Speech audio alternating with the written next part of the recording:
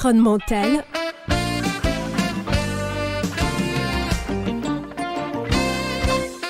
Le GIEC est de retour et cette fois-ci avec des prévisions qui n'ont jamais été aussi désastreuses, voire cataclysmiques. Si le taux d'émission de gaz à effet de serre continue de croître pendant les 3 années à venir, la planète deviendrait invivable. C'est ce qui ressort de la 3e partie du 6e rapport du GIEC, le groupe d'experts intergouvernemental sur l'évolution du climat, publié le 4 avril dernier.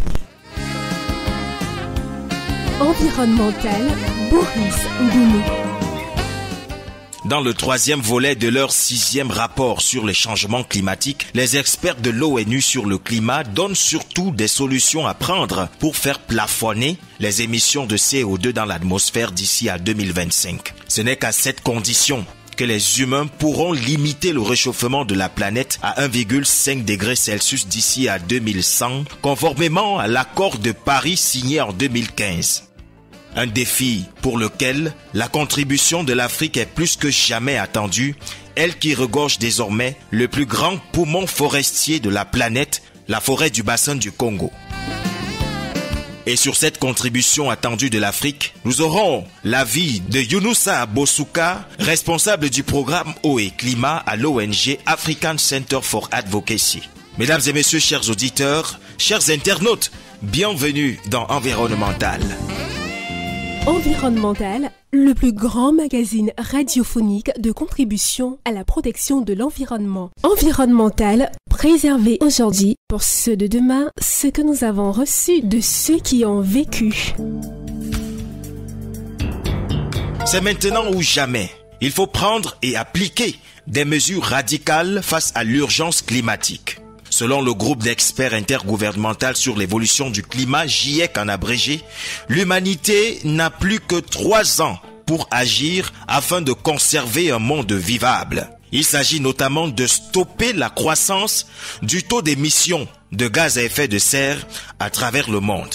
Ainsi, les quantités de gaz émises par an doivent stagner ou alors chuter pendant les 3 années à venir si les dirigeants du monde veulent poursuivre leur quête vers le respect de l'objectif principal fixé par l'accord de Paris sur le climat, à savoir celle de limiter à 1,5 degré Celsius l'augmentation de la température à la surface de la Terre d'ici la fin du siècle en cours.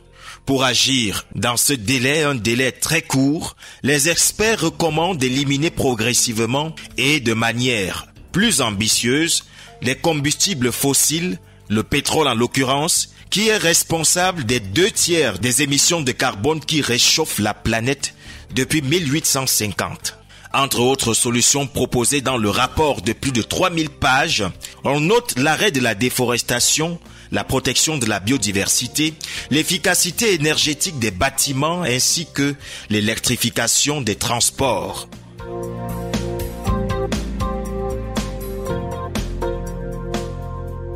Selon le GIEC, l'humanité ne dispose donc que de 3 ans pour réduire les émissions de CO2 si l'on veut respecter l'objectif principal fixé lors de la COP21, à savoir limiter le réchauffement de la planète à 1,5 degré Celsius d'ici à 2100. N'est-ce pas un objectif trop demandé pour un continent comme l'Afrique, un continent où les États peinent encore à nourrir, soigner et éduquer les populations? Sur cette question, allons-y recueillir l'avis de Younoussa Bossouka, le responsable du programme Eau et Climat à l'ONG African Center for Advocacy. Oui, c'est trop demandé pour l'Afrique. La contribution de l'Afrique en termes d'émissions de CO2 à l'échelle mondiale est autour de 2 à 3%, ce qui est très insignifiant. Par contre, l'Afrique est le continent le plus vulnérable aux impacts du changement climatique.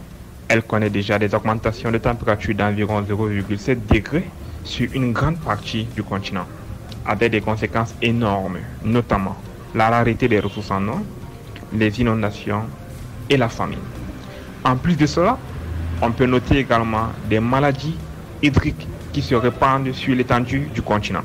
Ce rapport est très intéressant dans la mesure où il fait un état des lieux de l'actuel, mais également fait des projections sur l'avenir. Par contre, ce rapport ne situe pas les responsabilités des grands pollueurs. Ici, j'appelle les grands pollueurs notamment les pays comme la Chine, l'Inde, les États-Unis par exemple, mais également les industries pétrolières qui exploitent l'énergie fossile et contribuent énormément aux émissions de CO2 à l'échelle mondiale. Je dirais que l'Afrique a le droit de se développer. L'Afrique a le droit de s'industrialiser. L'Afrique a le droit d'être prospère. C'est aux grands pollueurs de réduire les émissions et de voir comment transiter vers les énergies renouvelables, les énergies dites vertes, afin de réduire les émissions et en même temps afin de permettre à l'Afrique de se développer également à son tour.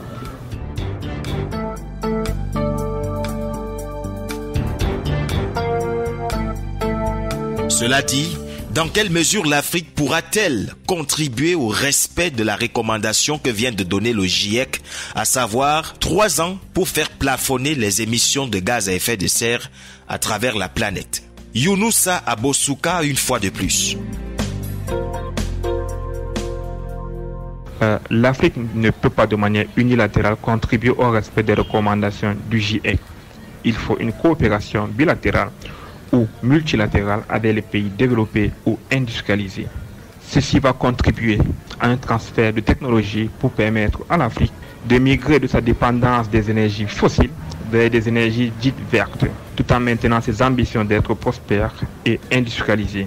L'Afrique peut également continuer à préserver ses ressources forestières qui constituent un poumon important en termes d'absorption des CO2 à l'échelle planétaire et qui permet en même temps de maintenir l'équilibre climatique sur le continent africain. Et enfin, il y a un rapport publié par les organisations de la société civile en 2021 intitulé « La responsabilisation des grands pollueurs ». Ici, les grands pollueurs sont entre autres les États-Unis, la Chine, l'Inde, ainsi que les industries pétrolières. Donc, ce rapport démontre le dédommagement des pays africains du fait des impacts négatifs qu'elle subit et continue de subir de la part des actions de ces grands pollueurs. Donc il est d'abord important que l'Afrique soit dédommagée après de voir dans quelle mesure l'Afrique peut contribuer à l'équilibre climatique à l'échelle globale.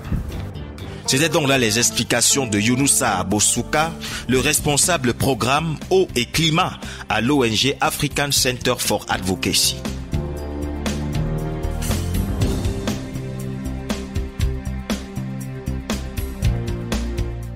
Dans le 3e volet de son 6e rapport sur le climat consacré à l'atténuation des réchauffements climatiques, le GIEC constate par ailleurs que les pays pauvres, notamment les États d'Afrique, peinent toujours à recevoir l'aide de multinationales promises lors des grandes assises internationales. Et pourtant, selon le GIEC, il faudrait que les flux de financement climatique destinés aux pays en développement soient multipliés par 4, voire par 8 d'ici à 2030 pour espérer combler les besoins en termes d'adaptation et de lutte contre les changements climatiques en Afrique. Environnemental, le plus grand magazine radiophonique de contribution à la protection de l'environnement. Voilà, mesdames et messieurs, c'est ici que prend fin cette autre production d'Environnemental. Merci de l'avoir écouté. Retrouvons-nous la semaine prochaine, même jour, même heure, même canal.